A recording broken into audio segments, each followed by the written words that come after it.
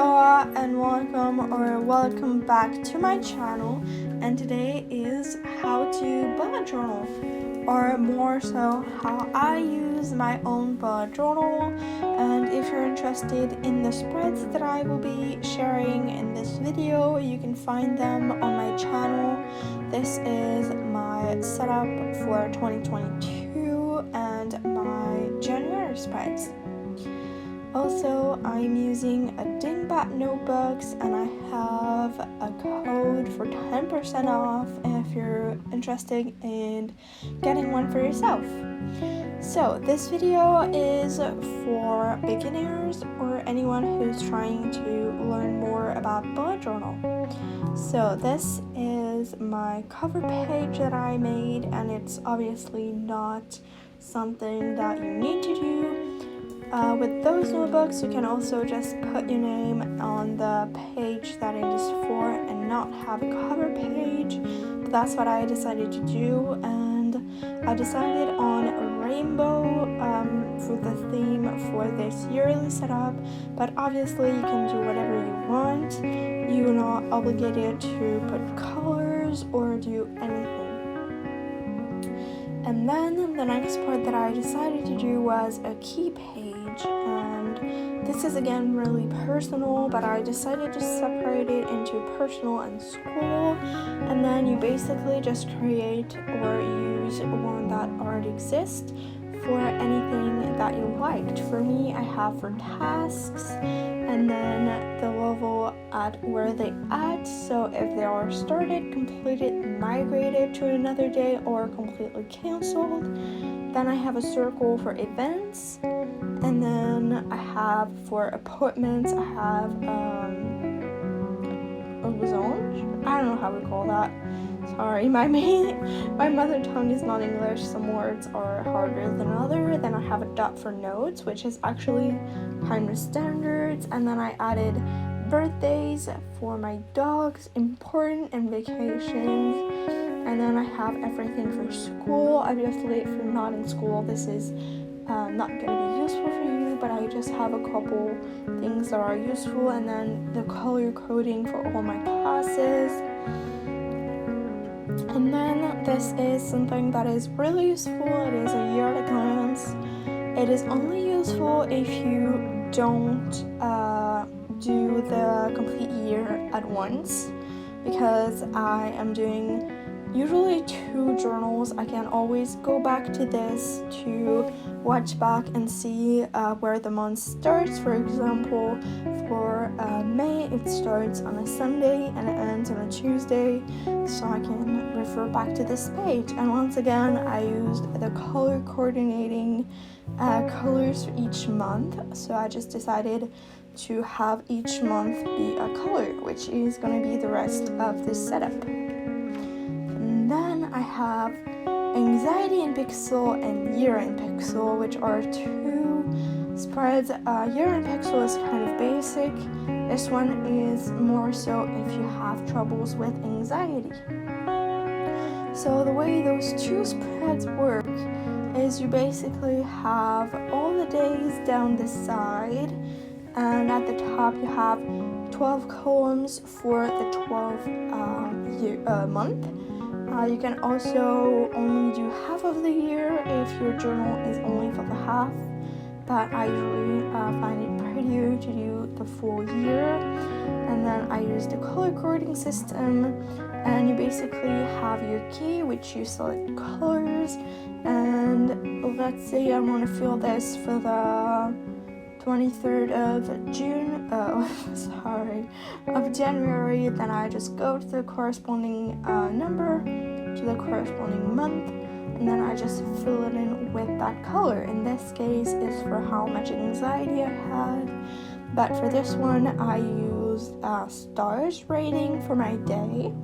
So basically, if I had a really shitty day, I give it 1 star, and if I had an amazing day, I give it 5 stars, and then I color in corresponding to the right day. It's really fun to do, especially if you want to see at the end of the month your average, or just to be able to reflect on the general year. have my goals page, and here I wrote YouTube, but I actually realized that it's more social media related, the goals that I have, so that's a little mistake that I made. And then I have school, personal, and other, which will probably be business later. And then basically this page, you can give how many categories you want and just be able to have all your goals, and you can look back at them anytime you want. And then we have the birthday tracker, which is pretty much self-explanatory. There's a million ways of doing it. I decided to go with this layout this year just because it's a little bit more visual and a little bit more minimalistic. The first year I did bullet journaling, I did a whole page and drew tiny cupcakes for each month, decorated with the theme corresponding to the month. And underneath it, I have the space for the day, but it took too long to do. This year, I decided to go really simple. Also, it's my third year bullet journaling this year, so I wanted to share that. And then I have a brand new spread that I never tried before, and that's themes of the year, which means that basically for each month, I will be adding a theme. I already made January pages, but I haven't yet drawn inside of here. But my theme is moon, so I will probably just do tiny little moons all around or something like that. And then at the end of the year, it's going to be super pretty because I'm going to have all the themes. Next, we have the future log, which there is a million ways to use it. For me, I use it only for school. I'm a high school student, so what I do, I have the weeks corresponding for each week of the year, and what I do is I start week number 1 when the school year starts, and then I have those same numbers in my weekly spread, which I'm going to try and find that now. Let's see here. So you can see here week 20, and there is a week 20 in January, so I can easily flip back to this page and add in my weeklies once they're done. And then I just add underneath it the dates that I have tests or exams. I wrote in the corresponding colors from my key, and I write what it is, and then I circle it in the calendar so I can have a visual view of when I have tests and how many per weeks. And I have this second one which ends in August, so for the next school year. Even though technically I don't really have school in July and August, I still included them. And then we have the grade tracker, which I'm just gonna do here so you can see a little bit better. But basically, I just have for each semester a column with all of my subjects, and then a space to write all of my grades and do the final grade for the year. So that's just how I do it. And I have a couple weeks left of my first semester, so I have that for that, and I will transfer back all the grades from the start of the year. Next, I have my class schedule, pretty self-explanatory. Also included Saturday, even though I don't have class on Saturdays, but I usually have fixed appointments, or I can just plan when I want to study, so that's why it's in here. And then I have my half of the year calendar, which is for my appointments and events. So the future log I only use for school, and this one is only personal. I have 2 lines of color each time there is a weekend, so it's a little bit more visual, and what I did is separate it into 3 for 3 months, and then each for the whole thing there is the numbers 1 to 31, and then I just have the first letter of which day of the week it is, and when there's no week I just have a line. So like that I can write all of my doctor's appointments and all the stuff like that I need. And I soon, just because usually I switch calendar by then. I switch journal. And then I have my lunar calendar, pretty self-explanatory. I'm really into crystals, so I can know how to charge the ones that need lunar energy. Then I have my expense tracker, which I just put the date or what it is, and then if I gain money or if I lost money or spent it, so I can just keep track of the money in and out. Then I have a total for everything I gained, everything that I spent, and I have a grand total at the bottom. I usually have multiple pages for that are planned, and then I can fill it later if I need them. And then we are on to January already, which, as I said, is moon themed, and that's pretty much the layout I wanted. It's just a Dutch door, and the way that I do it, usually just put the name of the month and then a tiny calendar so I can have a quick view at where we are at any time. The next part that I do is a calendar, which I know most people do only on one page and not on two. It's easier for me this way. I usually do 6 by 6 squares, so I thought I have a lot of space to be able to have a monthly overview at any time. I usually put any special things if I don't have school or have school or anything like that. For example, I will put when I go back to class after the breaks and events like this. And then this is something that is not usually made this way.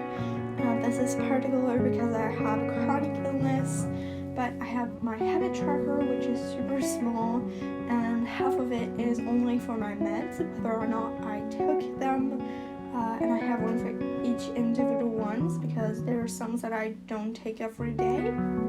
Linked to it, I have a migraine tracker, which I have from 1 to 10, and if I don't put a cross, it means 0, and I just go to the corresponding day and I put how was my pain level. And then we have my symptoms tracker, which I made a mistake here and I went from 1 through 5, but it's actually 0 to 4. That's what I did in December. And then I have 1 through 8 here, and I will put in here, it's the key for each one of the symptoms that I want to track. And basically I just go, for example, we see one is paralysis attack, which is something that I have, and I just go and I say like, the 5th I had mild paralysis attack, so maybe it's a 2. So that's how I do it. But this can also be used for habits. You just put the habits you want to track, and then a color for if it's done and if it's not done.